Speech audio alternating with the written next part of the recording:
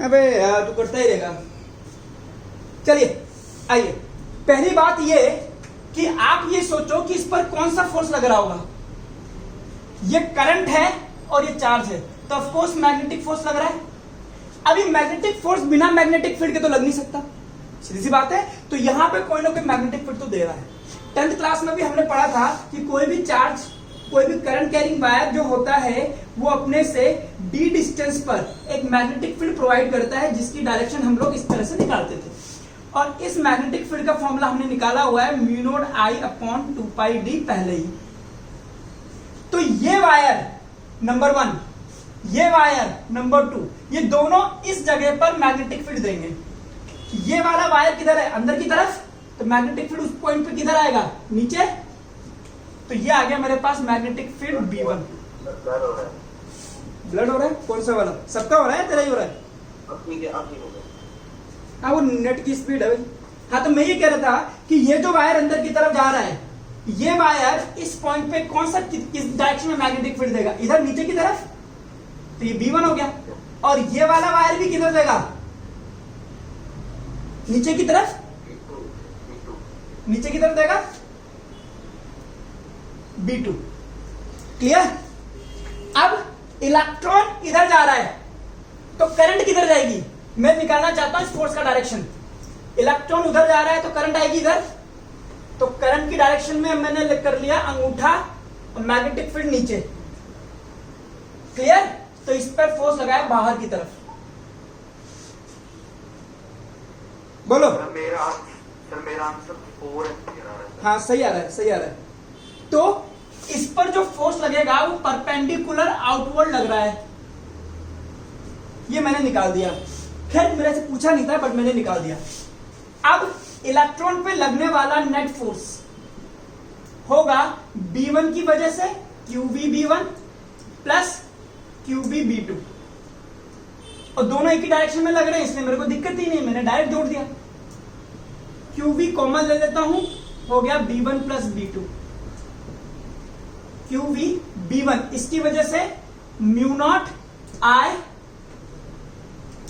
Upon 2πd, d पूरा आएगा, 3 + 2 5, plus इसकी वजह से म्यू नॉट I और ये पूरी डिस्टेंस 2π2, और ये फोर्स की वैल्यू दे रखी है 3.2 × 10⁻⁻20।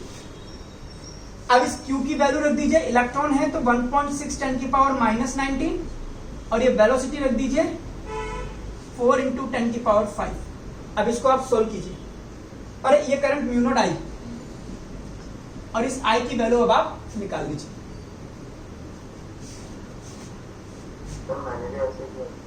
हाँ तो बेटा मैंने भी करा था, तो आंसर भी मैंने भी वही वाला आएगा। सर फोर्स की डायरेक्शन बताना कैसे आ रही है? पहले ही लिख ले बेटा, 4 एम्पियर।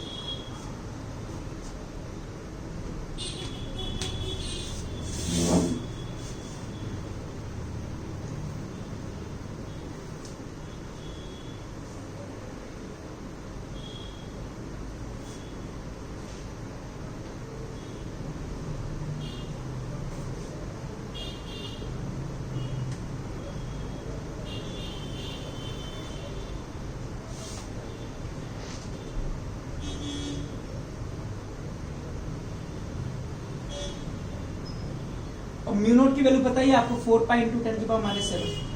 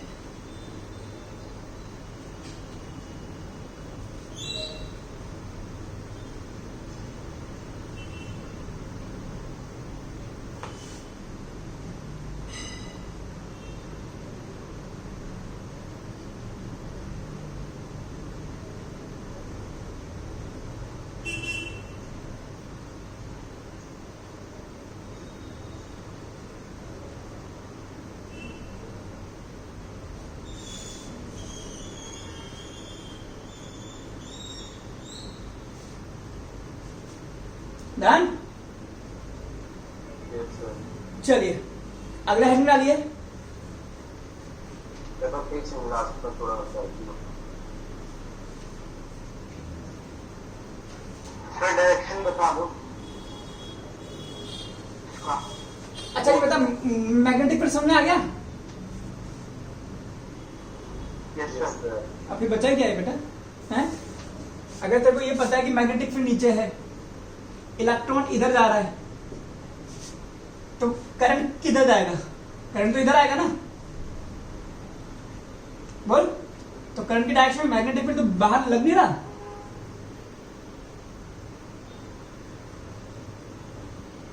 नहीं समझ में?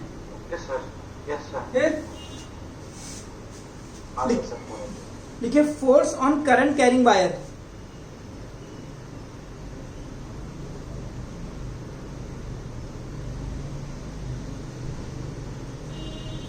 ओके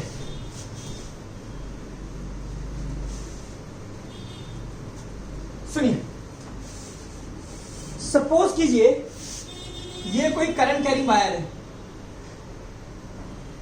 जिसका मैंने एक छोटा सा टुकड़ा बनाया है, बाकी करंट कैरिंग वायर ऊपर तक है। मैंने इसका एक छोटा सा टुकड़ा बना दिया। करंट अगर उधर जा रहा है तो इलेक्ट्रॉन किधर जा रहा होगा? नीचे। Yes sir. सही बात है। और इसको मैंने इस मैग्नेटिक फील्ड में रख रखा है। तो अब मुझे बताइए, क्या ये मैग्नेटिक फील्ड इस इलेक्ट्रॉन को फोर्स नहीं कर रहा होगा? करेगा सर। करेगा। और ये इलेक्ट्रॉन इस वायर के अंदर किस स्पीड से जाते हैं? Drift speed vd। अब मुझे बताइए इस इलेक्ट्रॉन पर ये मैग्नेटिक फील्ड किधर फोर्स लगाएगा?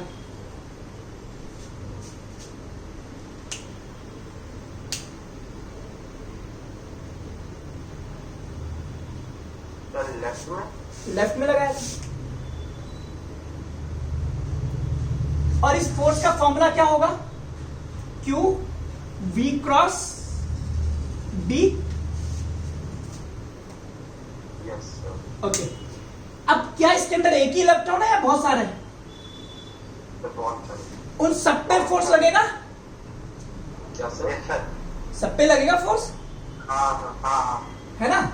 तो अगर इसमें बहुत सारे इलेक्ट्रॉन हैं, इसका क्रॉस सेक्शन एरिया A मान लेता हूं, ठीक है, इसकी लेंथ में L मान लेता हूं, और मैं ये कह दूं नंबर डेंसिटी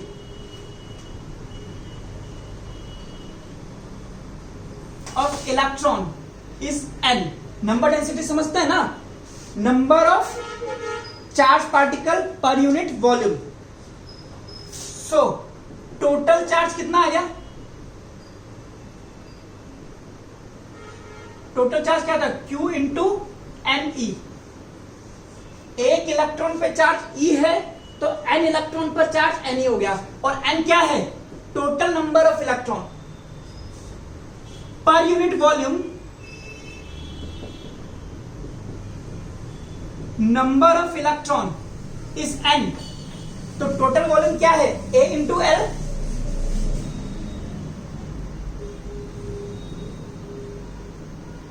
तो कितने इलेक्ट्रॉन है? N into AL। ये आगे मेरे पास टोटल नंबर ऑफ इलेक्ट्रॉन, तभी मेरा चार्ज निकलेगा।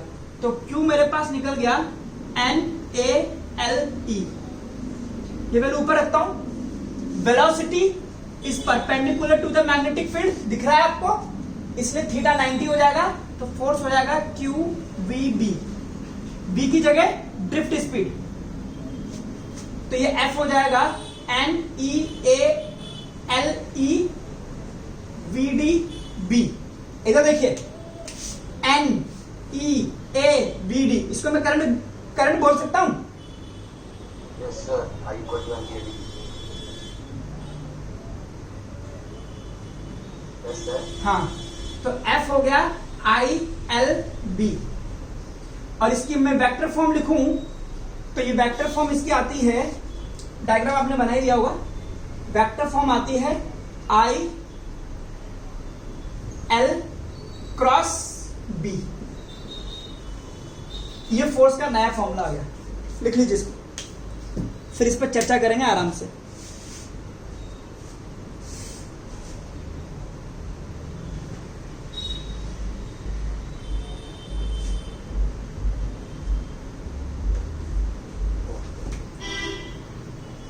एल क्रॉस बी का साइन थीटा होगा। हाँ, वेक्टर क्वांटिटी है ना फोर्स, इसलिए क्रॉस लगेगा।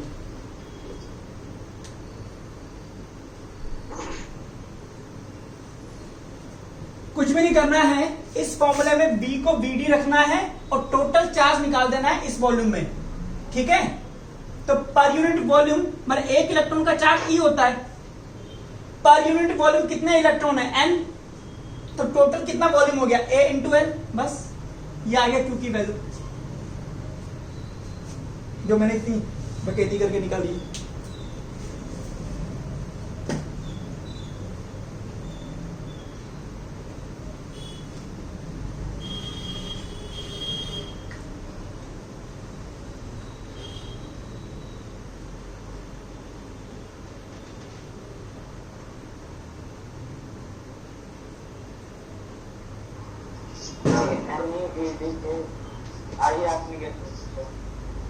ऐसे मुझे लगा लिख देना चाहिए,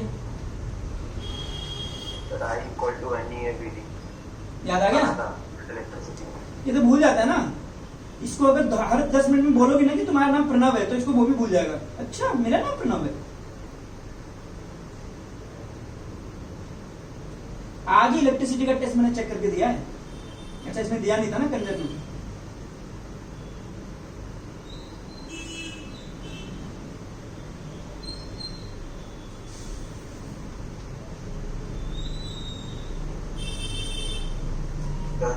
चलिए एक छोटी सी बात बता करके मैं अपने शब्दों को विराम दूंगा।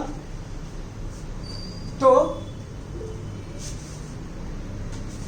अब फोर्स होता है आई एल क्रॉस बी। अगर वायर की लेंथ और करंट सॉरी मैग्नेटिक फील्ड दोनों पैरेलल आ जाएं तो थीटा हो जाएगा 0 और फोर्स लगेगा 0। एल बी साइन थीटा होता है ना। आपका अभी और भी चला गया था और बहुत ज्यादा आ रहा है वो, सर कुछ सुनाई नहीं दिया था। कोई बात नहीं है, मैं बोलता हूं ये फोर्स का फॉर्मूला था हमारे पास आई एल क्रॉस बी। अगर लेंथ और मैग्नेटिक फील्ड दोनों पैरेलल हो जाएंगे तो थीटा क्या हो जाएगा, तो साइन 0 0। लेकिन अगर ये परपेंडिकुलर है यानी कि वायर ऐसा है और मैग्नेटिक फील्ड ऐसा है तो थीटा हो जाएगा 90, तो फोर्स हो जाएगा आई लव भैया। कौन से भैया? मैं और कौन? भैया सुनना आपका सर। अबे कई लोग तो भैया ही कहते हैं, वो मेरी त्वचा से मेरी उम्र का पता ही नहीं चलता। बढ़िया ओके भैया। भाई भैया मारता भी बहुत है ताने की।